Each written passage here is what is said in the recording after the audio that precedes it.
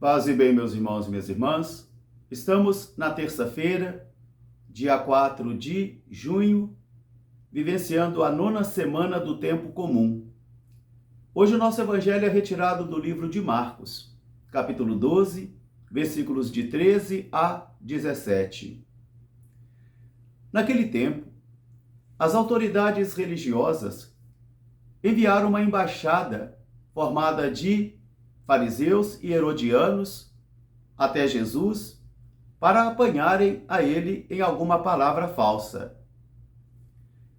Quando eles se aproximaram de Jesus, eles disseram: Mestre, sabemos que tu és verdadeiro, que ensinas o caminho de Deus, que não fazes acepção de pessoas e nem julgas a um homem por a sua aparência, e que ensinas um caminho certo.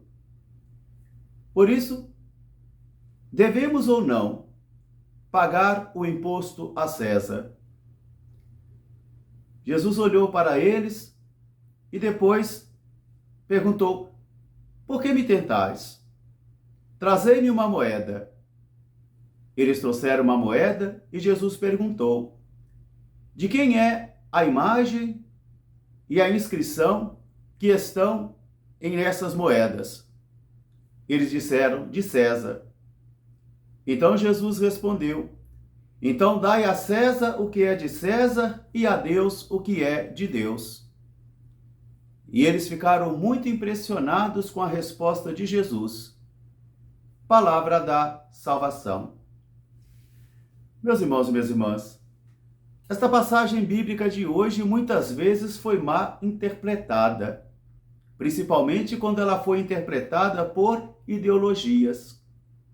Ideologias que contrapunham o tempo de Deus com o tempo humano, o lugar de Deus com o lugar onde nós estamos.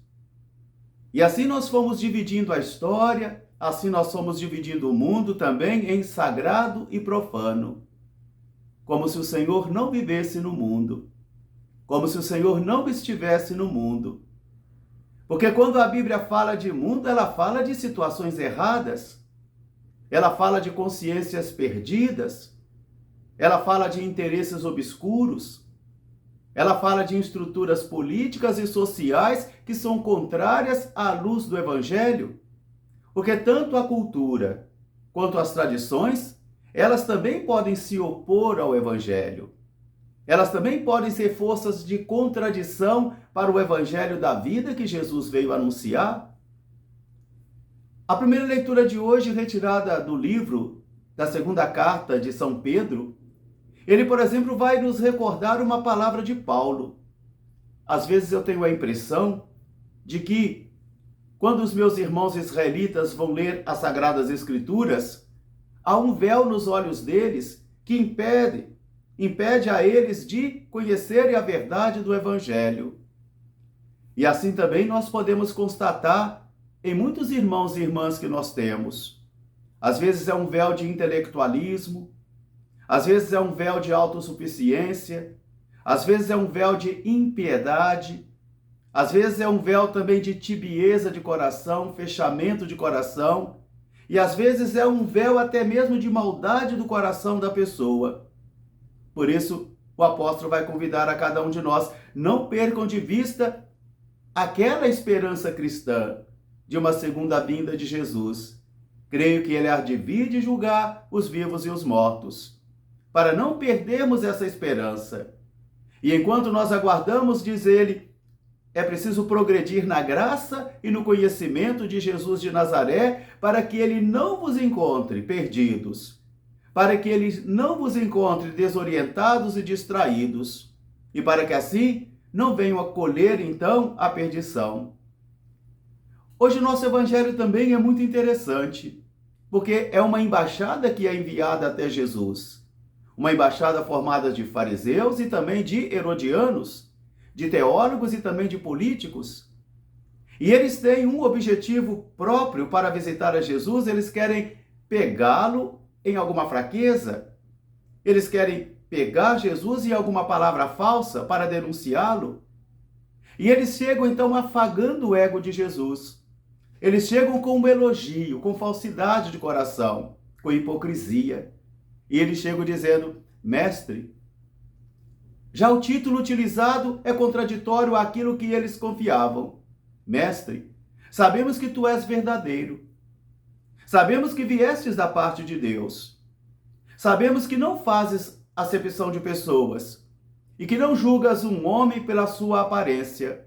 Sabemos que ensinas também o caminho verdadeiro de Deus. Se é assim, então, por que eles não creem em Jesus? Por que eles não acreditam na palavra de Jesus? Por que eles não acolhem o plano de amor, de salvação que Jesus traz nesse momento? Aqui está o coração cerrado. Aqui está um fingimento profundo. Aqui está uma religião equivocada. Aqui está o cúmulo da hipocrisia. E Jesus vai perguntar para eles então: por que me tentais? Por que vocês estão sendo para mim uma pedra de tropeço? Por que vocês então estão me colocando em situação difícil? Já que eu sou verdadeiro, já que eu venho trazer a palavra de Deus verdadeira, então por que me tentais? E eles querem saber uma coisa: deve-se ou não pagar o imposto a César? Se Jesus disse não deve pagar, Jesus será preso por insubornar, por estar pregando a insubordinação contra o Império Romano. E se Jesus então diz tem que pagar, também vai arrumar problema com algum dos seus discípulos. Por isso Jesus então arruma uma saída muito prática: traga-me a moeda. De quem é a imagem e a inscrição que estão nesta moeda? É de César?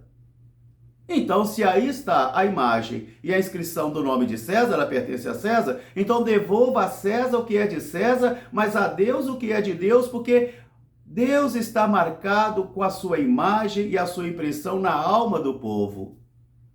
O povo de Deus é seu povo não por um símbolo externo, não por uma veste externa, não somente pelas leis externas, mas principalmente pela boa conduta, pela boa consciência, pela consciência pura e santa, porque nós somos imagens e semelhanças de Deus quando nós somos bons, quando nós somos solidários, quando nós somos fraternos, quando nós somos verdadeiros, quando nós somos justos e quando nós lutamos para fazer o mundo ser melhor. Então aí nós somos imagens e também semelhanças de Deus.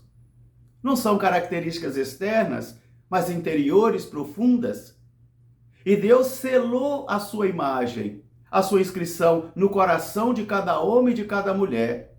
Deus selou a sua inscrição e a sua imagem no seu povo. Por isso o povo pertence a Deus e a imagem pertence a César. Então dai a César o que é de César e a Deus o que é de Deus.